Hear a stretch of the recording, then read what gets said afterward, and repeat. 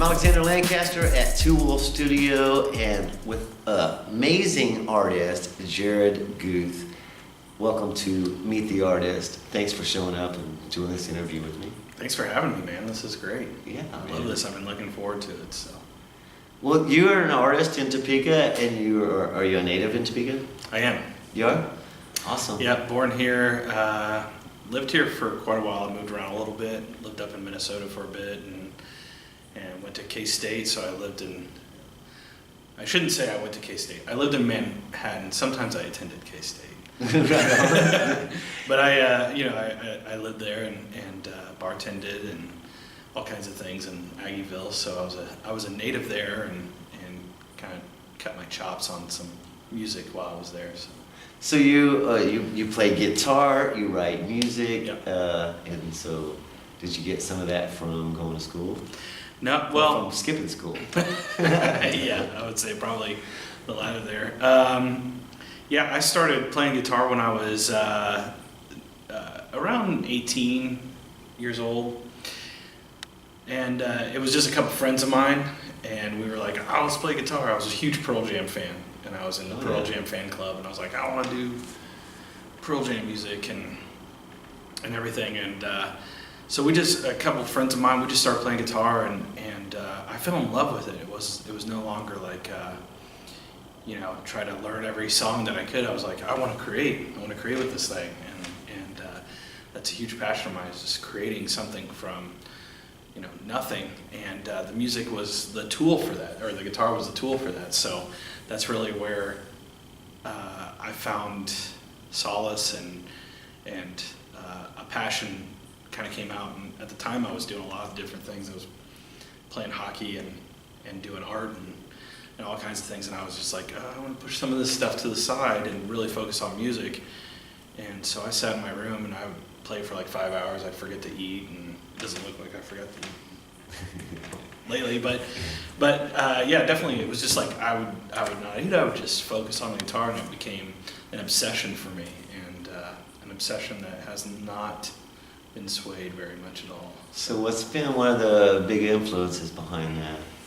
Yeah, I mean, I think probably the biggest influence is just the guitar itself. I mean, as cheesy as it is, it's like the instrument. There's just something very attractive about the instrument and the way I can express on it, and the feelings I get when I write a new song, or even just the sounds that I come up with or hear on records or by other artists, or and for a while I started off and it was only like I was playing classic rock and all this stuff, and I really kind of got jaded. And at one point I was very close to just quitting, and I was like, there's just, the sound doesn't appeal to me anymore. If I had to practice another Eagles song, I was gonna I was done. That was it. I was gonna put it away. More stairway to heaven. And I was like, well, there's got to be more to this. And I walked into Mass Street Music at one point and saw Andy McKee playing, and I started talking to him, and I was blown away by the acoustic guitar, and I hadn't done much with the acoustic at that point, and it just brought me back to this new place, and Andy and I became friends, and I got to hear his evolution of things and what he was doing. I got to learn from that and absorb some things, and from there it just kind of inspired me to seek out different types of music that I wasn't listening to at the time. So it was like bluegrass and all these different acoustic instruments and some chamber music and whatever. It didn't matter at that point. It was like, okay, I can explore so much more, and there's so much more out there. How can I make this kind of my own? So yeah, Andy McKee is kind of a legend around here. Yeah. I mean, yeah, he's pretty good. Yeah, I hear about. He's doing big things right now. He's not bad. So what would you call your style? Well, how would you describe your style of music? This is the hardest question for me to answer. Good. I'm glad to ask the hard questions. This is the hardest question because it's always changing. Like one minute I'm like, oh, I love the acoustic and I want to make the sound with it. The next moment I hear this electric guitar player like Mark Letary or guys like Eric Johnson and things like that, and I'm like, oh, I gotta get back into the electric. I gotta play loud and everything like that, so that drives me. So my style is just, and honestly, like I didn't find my style until a few years ago, and it's like it's when I stopped worrying about everybody else's style and what they could do, because if you go down that rabbit hole of saying, or just look on YouTube, there's a 5-year-old, doing crazy stuff, right? That you could never dream of doing, right? And then you can't be 5 again. And you can't be 5 again. Yeah, so it's like I got to figure something out, and so I just kind of my thing is like I'm really I really love just being improvisational on stage, because we have so many moments in our life that are these little blips that make us really happy. And so I try to find that on stage every night by forcing myself not to know what I'm going to be doing at times. So 80% of my show, I shouldn't give this away, but 80% of my show is pretty much improvised. And it's whatever I'm feeling at the moment. And I feel like I can sense something from the crowd. I can gain something from either they're listening to me, or I'm doing something in the background or something like that, but it's the atmosphere that I just let that guide it, the music at that point. So. Yeah. Well, some of the best art is thought in our head to plan out, and then it becomes something else. So yeah, I could get that. So how long have you been doing? Did I already ask you that? How long have you been doing this? Well, yeah, I mean, I guess it's been longer than I care to admit on camera, but I mean, I started, I feel like a little bit late in life, so I had a lot of catching up to do, but I've been doing it for probably 20 some years now. I don't know, I'm no good with math. So what's your influence to keep you going? My drive, my inspiration, what's your inspiration? I mean, it's really weird because, and I think other musicians, other artists, anybody that creates will find this, is that you go through these really low points. I'm worthless. My art's not going to be appreciated by anybody. And I go through those all the time. It's a constant conflict with ourselves. We don't look at ourselves from the audience view. We look at ourselves from where we're standing. And so I guess for me to find that influence is that sometimes I have to keep forcing myself to do shows, because it's easy to say I'm not going to do anymore. I'm going to quit right here, and I'm going to be done with it. So I will book shows. Sometimes I double book myself and get into ruts, or get into crazy situations. But I'm with you. A little too much. But yeah, my inspiration is it's just forcing myself to keep doing it and finding that joy.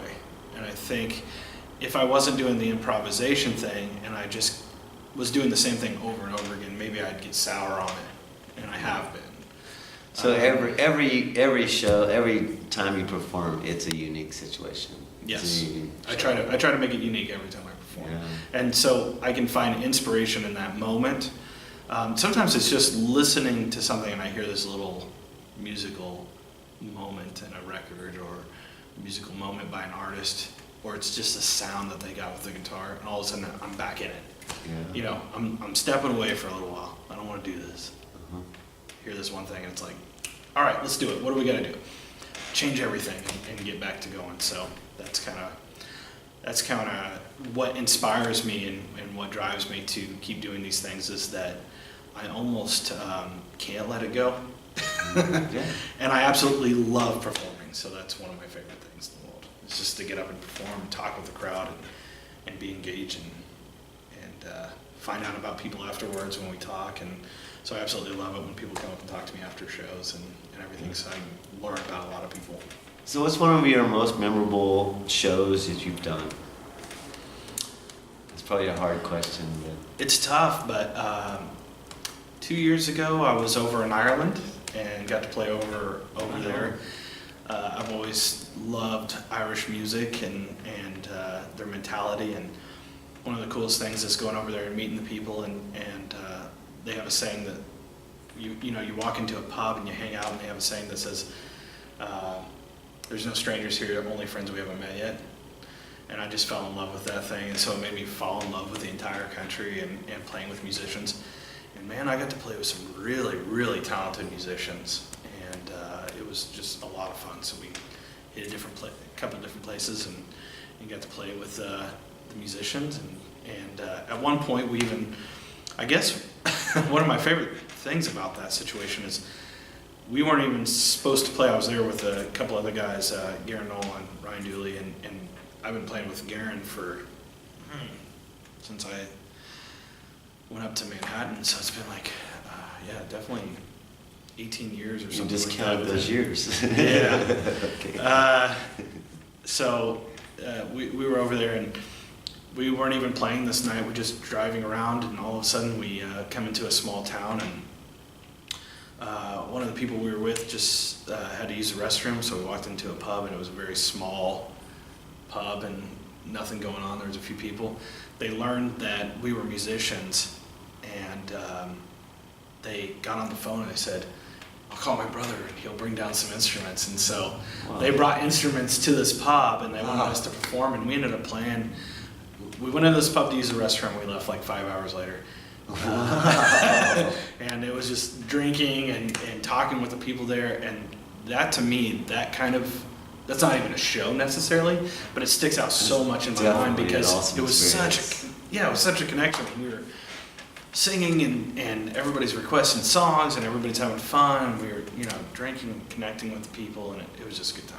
Yeah, so it's one of the more memorable ones that I've had. Well, one thing I've noticed about you is that you are always involved with a lot of different musicians. Mm-hmm. You definitely also bring in people up, as well as, just working with all these different musicians here in Topeka. Yeah. Topeka is full of talented people. Yeah. And then you also, which is not like one of the big rumors of going around with Topeka. Yeah. But the other side of it is nothing happens in Topeka. So do you have anything to say about that? Fake news. Fake news? Yeah. For sure, there's always stuff going on. There's lots of talented people. Well, yeah, I mean, you nailed it. Like, there's a lot of talented people, and they're doing so many different things. There's, got to meet some talented makeup artists that are inspirational. Got to meet, come in here and see your work, which is inspirational. And it's constantly like you're running into somebody. Yeah.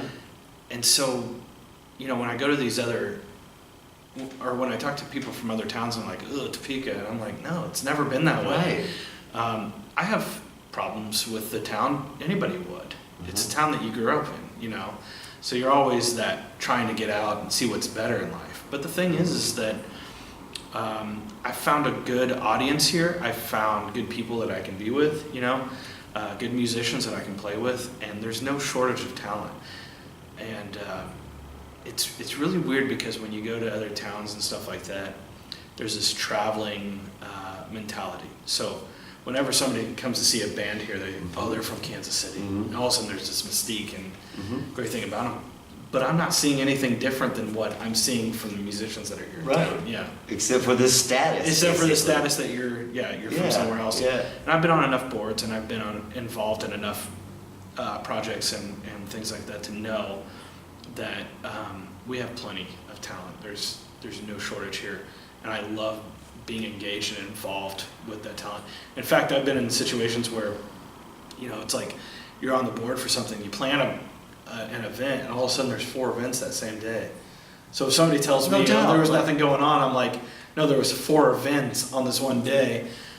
You could have hit any of those and had a great time, or you could have hit all of them and had a fantastic time. So that's really up to the person. If you wanna continue to say that, then that will ring true to you, but not to the other people who put their heart and soul into the events that happen. Yeah, start Googling it or something, because there's lots going on here. Really cool stuff, yeah. Yeah, man. Swing dancing. Yeah. So I'm gonna try that at some point. And I actually have seen that over at the Jayhawk, and I'm like, I always press on the, interested. Like I'm interested in it. Right. I haven't made it over there yet, but would love to. I haven't made it either, but it's definitely something I want to do. And there's a lot of things. And you know what? If you want to get away to Kansas City or Lawrence, go ahead.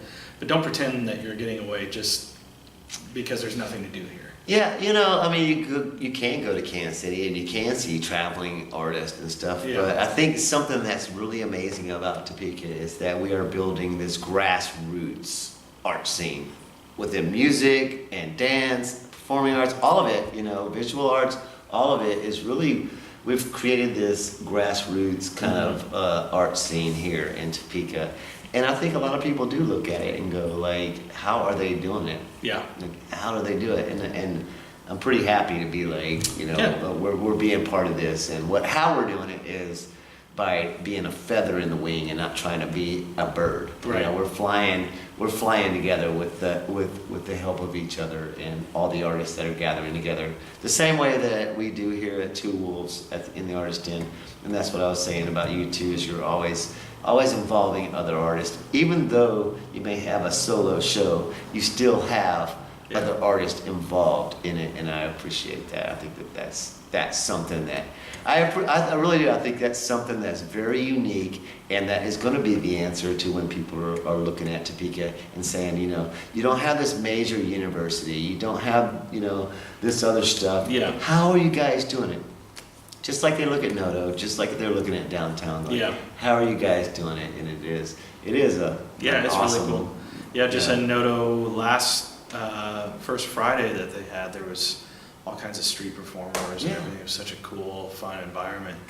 And I remember when Noto was kind of getting around and people were doing that, any opportunity I got to play down there, I wanted to do it because I wanted to be that performer down there for people that are coming through and show people like, this is a cool spot to be. This is a lot of fun. And for a little while, you could drink whatever you wanted to. You'd walk in and have wine or beer or whatever. We should get back there soon, but we passed that law, so hopefully it will happen. But yeah, man. And I don't know. I think what you've been doing has been pretty amazing. And on top of all your music and all the work that you're doing with the community, you're also a father, right? Yes. Yep. Yeah.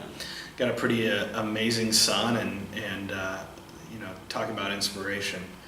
Yeah. And we kind of discussed this a little bit earlier, just talking about how you want to be that inspiration for your child, to let them know that they can do it. They can be inspired by their parents, or look up to their parents and say, you know what, they're doing it, I can do it, and you give them those lessons, and you hope that they choose whatever path they're passionate about. And it's not always going to happen, but you hope to give them that opportunity to make up their decisions. So my son he's pretty amazing, pretty funny kid. Been a big influence, big inspiration. No idea where he gets that from, but he wants to start his own YouTube channel, and I'm game for that. And, do some fun things. And so does he have it started already? No, he's got some ideas of what he wants to do. So let us know. We'll share it. Yeah. I can't share anything right now. Okay. Well, whenever it comes out, we can share it right here. Do you say when your YouTube drops? When your YouTube channel drops, is that the way to say it? When his YouTube channel drops. I guess. Yeah. I'm 47, brother. I'm just trying to keep up. I got my son's shirt on tonight, trying to be hip, so I'll have to text him and ask him, like, is that how you would say it? Yeah. Well, let him know. What was the first thing I said when I walked in? Awesome shirt. Yeah. You gotta let him know. Yeah, man. So your music, are you self-taught, or you went to school? No. You just talk about self-taught. Yeah, most of what I do is self-taught, and I've had plenty of teachers along the way and stuff. Like I said, Andy was a big inspiration. I learned a lot from him. I think the biggest thing I learned from Andy, not just some cool things to do on the guitar, because he's phenomenal, but he really taught me that to be musical as opposed to shredding all the time. You can do that stuff. The rock star stuff. Yeah, you can be a guitar player, and I think that was the problem, was I was finding myself being more of a guitar player than anything, and Andy taught me to be a musician. So I think that's the biggest takeaway from that. Learning from him, I think it's just like, be musical. Music's always first.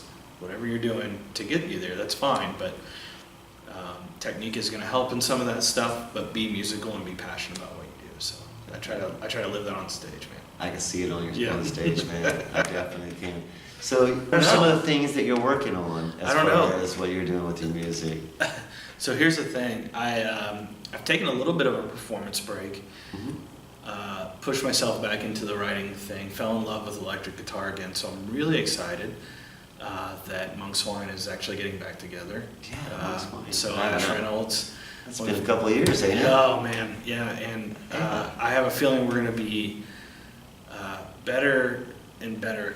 We got some great talent too with us. Dave Liston's joining us on drums, and Forrest Evans on bass. So, and I played with Dave and Forrest just at jams, and man, we've always had a really cool connection just to do improvisation and things like that. So adding, of course, talent of Ash Reynolds and that is just, it's going to be a lot of fun to get back with those guys and just start creating again. So, I bet.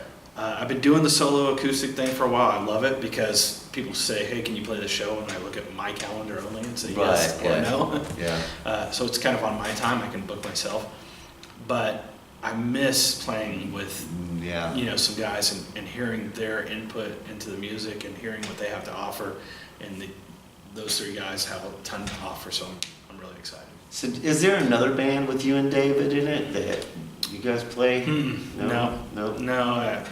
It was just kind of like at open mic jams and stuff. Okay. Which there used to be a lot of open mic jams, and I think they've kind of tapered off a little bit. There's a few. There's the one on Sunday at Specs, which is the big one. Mm-hmm. Yeah. And it's awesome. Always on Sunday. Yeah. Okay.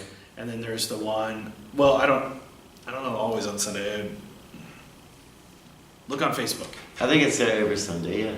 And then there's the one on Thursday at Specs. the Lazy Toad. Oh, okay. At Lazy Toad. And I think the Coots put that one on, and I've been a couple times to that. But those are the only two I know right now. At one time we had like a jam almost every single night. Yeah. There's people willing to do that. I'm not there to set up and tear down, yet. Well, that's why we have to keep bringing the younger guys in, man. Making those younger guys come in and start doing it. Yeah. I'm totally in love with just walking in, plugging in, playing a few songs with my buddies, having a few beers, and walking out and not having to pick anything up. So that's, because I do that plenty on my shows. But anyway, what I was saying is I just I had to step back a little bit, and I'm ready to get back out there and start performing a little bit more and see what we can do with Monk's Wine. Well, that's exciting, man. I mean, really, you're great, and really, David is like one of the busiest drummers I've ever seen. The guy is like, he's an amazing drummer, and every time he's playing, he looks like he's in love with his drums. Yeah. Like he's got the face, like it's like, this is my love. So I mean, with the guitar, that I think you have that same feeling with your guitar. Oh yeah, I think it's same way it's with gonna Forrest be great. Evans. Yeah, Every time he's on stage, just great. And then Ash and I have been playing for several years now, and we found a musical connection like that. I mean, and not just a musical connection, but a great brotherhood where we just feed off each other so well. And so getting back on stage with him it really excites me. So yeah. That looks good, man. That sounds good. Yeah. See, that sounds exciting. Like some good, exciting stuff coming up. Yeah. No dates on that, but do look forward to some of the gigs that they are going to put together in the future. Because you don't have to wait too long on this guy. He's bubbling with awesome entertainment. Oh yeah, we gotta go. We gotta get going, and we got some urgency to melt faces. Melt those faces. That's what happened to me. Is you had a gig here, and my face melted. Yeah, sorry about that. No. Yeah. It was well worth it. Right. It was definitely well worth it. Yeah, always bring an extra pair of socks because your first pair is gonna get rocked off. Yeah. That's what I always say. Completely. I would just wear no socks and flip-flops if you don't mind. If you want your flops blown off, I'm good with that. You might as well just go ahead and go barefooted and rock it out. I have definitely been there a few times too. Grounding, yeah. I guess it would be grounding at my shows, yeah. So over at Jayhawk Theater, they're having the Zombie Prom. Are you involved in that at all? Yeah, I'm not involved in planning or organizing or the makeup or any of that stuff. Yeah, but I see your picture on that. Yeah. But I was a zombie on the flyer. I was a zombie on the ticket, and you're gonna be there though, right? Oh, I'll be there. Yeah, for sure. Okay. It just sounds like fun, and it was really cool to be able to be a part of that. And of course, Shannon asked me to be a zombie, and and she does phenomenal makeup. Absolutely. And so She's amazing. When somebody of that caliber says, "Hey, I want to make you up as a zombie," you don't say no at that point. So Shannon Morton, check her out on Instagram because her stuff's pretty legit. Say your name again. Shannon Morton. Shannon And she'll be at the zombie prom doing stuff Amazing. upstairs Yeah. and makeup for people. So phenomenal stuff. That's one of those talented people running around town that you I know. that I we're was talking checking about. out her art on Facebook and Instagram, and I was just blown away. Like, Yeah. oh my God, she is right here in Topeka, and I'm trying to do some makeup stuff for our zombie mutation party. Yeah. We're gonna do some stuff pre-party before the zombie prom. And I'm like, wow, she is so phenomenal that I don't know if I want to even try this, but I want to keep going. But yeah. It's so many like different creative. She's pretty awesome. Yeah, and it's just like, oh, this is so cool. So it adds to this whole element of the zombie prom, which I'm looking forward to. But yeah, it's just one of those things in Topeka, and you know, it's really weird because when I was going through kind of a creative rut with guitar, I was convinced to be in a musical here called High Fidelity. So I was in that musical, and and so it was kind of my return to the acting stage. I did it once when I was, in high school. Yeah. So He was a high it's a school actor? long year waiting. Like people have been chanting my name, from the acting world, or like, when's Jarrod coming back? Yeah. And I finally made that debut, and it was a ton of fun. So where'd you go to school? What school you talking about? I went to Hayden for 2 years, Uh-huh. and then Topeka West for 2 years. So yeah, skipped around a little bit. But had the acting behind you, or in your life, and you Yeah. still. How was the High Fidelity? Did you feel like you're like, Oh, dude, I it am was so back? much fun. Yeah, it was so much fun. Uh-huh. So many great people in it, and it was just absolutely amazing. I loved doing it, and I guess you could say I've got that acting bug back. I'm not a great actor by any means. So you have something you're working on, or Yeah. you're auditioning, or in? Maybe we'll see. Maybe. Yeah. Yeah. Secret. Not gonna tell us. Not yet. No. Great. But I got to do Bruce. I was Bruce Springsteen and Neil Young in that musical. Wow. So I got to perform two different things and try to mimic their voices and everything like that. So it was a ton of fun. Yeah. Well, awesome, man. Looking forward to seeing you on a stage acting. I haven't seen that from you yet. Yeah, we'll see. But also looking forward to seeing you perform again. Yeah. And sharing your awesome talents with people. Well, I look That's- forward to performing here again. Well, So you we got know, to make that happen. Hey, we could set a date as soon as this camera's off. We'll set a date and It'll get take, it out to people. yeah, it'll take like 2 to 5 minutes, something like that, 2 or 5 minutes. Because this is like a legit fun place to play.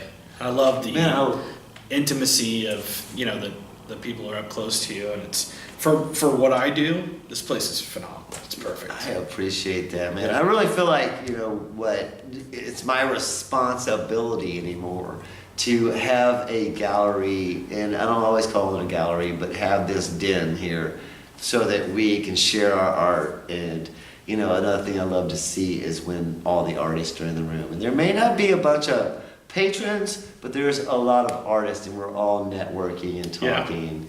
That's something that I'm like, this It's is secretly needed. hating somebody else Yes. while talking them up. Great job! I wish I could do that. I wish I could do that. Yes, very envious. No. Yeah. No, that's what Two Wolves is. You got to feed the right wolf. Right. You can't get too envy. You got to be more creative. Yes. Yeah. But yeah, man, thanks again for thank you, doing man. this, and I appreciate it. I Yeah, mean, so much fun. yeah. Yeah. Get up here. Come up to the studio and hang out. Let's do another concert here. Let's do it.